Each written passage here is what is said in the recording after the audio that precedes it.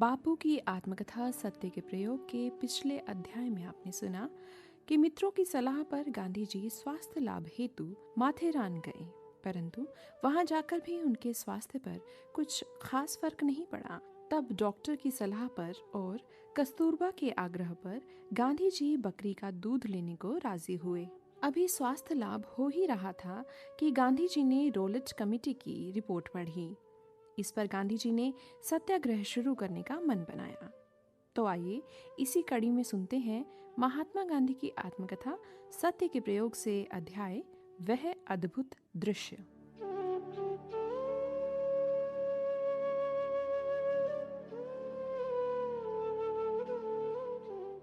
एक ओर से Rowlatt committee की रिपोर्ट के विरुद्ध आंदोलन बढ़ता गया, दूसरी ओर से सरकार कमेटी की सिफारिशों पर अमल करने के लिए दृढ़ होती गई। रॉलेट बिल प्रकाशित हुआ। मैं एक बार ही धारासभा की बैठक में गया था। रॉलेट बिल की चर्चा सुनने गया था।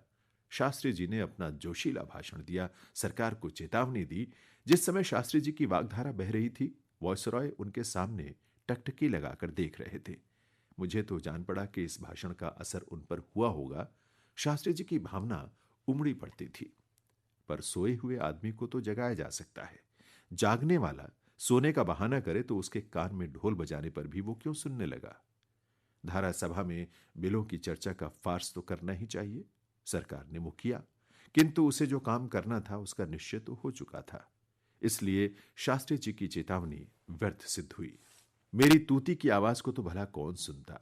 मैंने वॉयसरॉय से मिलकर उन्हें बहुत समझाया, व्यक्तिगत पत्र लिखे, सार्वजनिक पत्र लिखे। मैंने उन्हें स्पष्ट बता दिया कि सत्याग्रह को छोड़कर मेरे पास दूसरा कोई मार्ग नहीं है, लेकिन सब व्यर्थ हुआ। अभी बिल गजट में नहीं छपा था। मेरा शरीर कमजोर था, फिर भी मैंने लंबी यात्रा का खतरा उठाया। मुझ में ऊंचे से बोलने की शक्ति नहीं आई थी। खड़े रहकर बोलने की शक्ति जो गई सो अभी तक नहीं लौटी थी। थोड़ी देर खड़े रहकर बोलने पर सारा शरीर कांपने लगता था और छाती तथा पेट में दर्द मालूम होने लगता था। पर मुझे लगा कि मद्रास से आया हुआ निमंत्रण स्वीकार करना चाहिए। दक्षिण के प्रांत उस समय भी मुझे घर सरीखे मालूम होते थे। दक्षिण अफ्रीका के संबंध के कारण तमिल, तेलुगु आदि दक्षिण प्रदेश के लोगों पर मेरा कुछ अधिकार है, ऐसा मैं मानता आया हूं। और अपनी इस मान्यता में मैंने थोड़ी भी भूल की है, ऐसा मुझे आज तक प्रतीत नहीं हुआ। निमंत्रण स्वर्गीय कस्तूरी अयंगर की ओर से मिला था। मद्रास जाने पर पता चला कि इस निमंत्रण के मूल में राजगोपालाचार्य थे। राजगोपालाचार्य के साथ ही मेरा पहला परिचय कहा जा सकता है। मैं इसी समय उन्हें प्रत्यक्ष पहचानने लगा था। सार्वजनिक काम में अधिक हिस्सा लेने के विचार से और श्री कस्तूरी रंगा अयंगर इत्यादि मित्रों की मांग पर वे सेलम छोड़कर मद्रास में वकालत करने वाले थे। मुझे उनके घर पर ठहराया गया था। कोई 2 दिन बाद ही मुझे पता चला कि मैं उनके घर ठहरा हूं, क्योंकि बंगला कस्तूरी रंगा अयंगर का था। इसलिए मैंने अपने को उन्हीं का मेहमान मान लिया था। महादेव देसाई ने मेरी भूल सुधारी। राजगोपालाचार्य दूर दूर ही रहते थे, पर महादेव ने उन्हें भली भांति पहचान लिया था। महादेव ने मुझे सावधान करते हुए कहा, आपको राजगोपालाचार्य से जान पहचान बढ़ा लेनी चाहिए। मैंने परिचय बढ़ाया। मैं प्रतिदिन उनके साथ लड़ाई की रचना के विषय में चर्चा करता था। सभाओं के सिवा मुझे और कुछ सोचता ही नहीं था। यदि रॉलेट बिल कानून बन जाए तो उसकी सविनय अवज्ञा किस प्रकार की जाए। उसकी सविनय अवज्ञा करने का अवसर तो सरकार दे तभी मिल सकता है। दूसरे कानूनों की सविनय अवज्ञा की जा सकती है, उसकी मर्यादा क्या हो, आदि प्रश्नों पर चर्चा होती थी। श्री कस्तूरी रंगा अयंगर ने नेताओं की एक छोटी सभा भी बुलाई। उसमें भी खूब चर्चा हुई।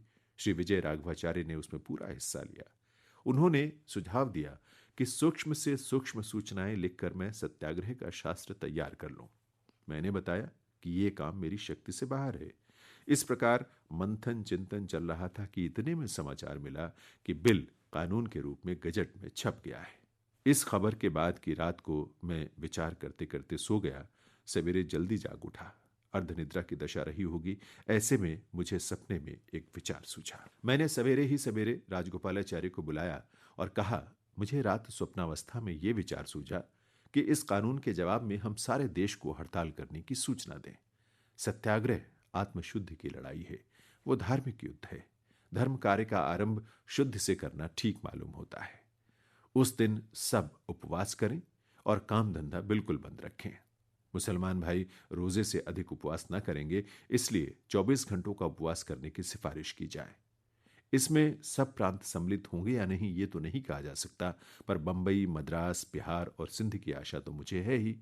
यदि इतने स्थानों पर भी ठीक से हड़ताल रहे तो हमें संतोष मानना चाहिए। राजगोपालाचारी को यह सूचना बहुत अच्छी लगी। बाद में दूसरे मित्रों को भी तुरंत इसकी जानकारी दी गई। सबने इसका स्वागत किया।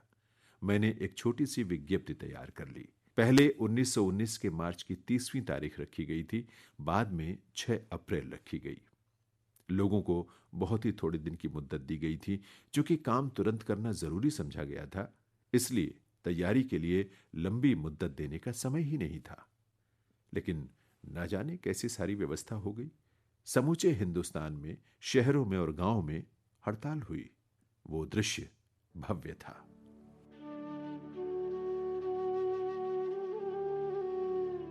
अभी आप सुन रहे थे महात्मा गांधी की आत्मकथा सत्य के प्रयोग से अध्याय वह अद्भुत दृश्य। वाचन स्वर था जैनेन्द्र सिंह का। प्रस्तुतकर्ता निशा भारद्वाज।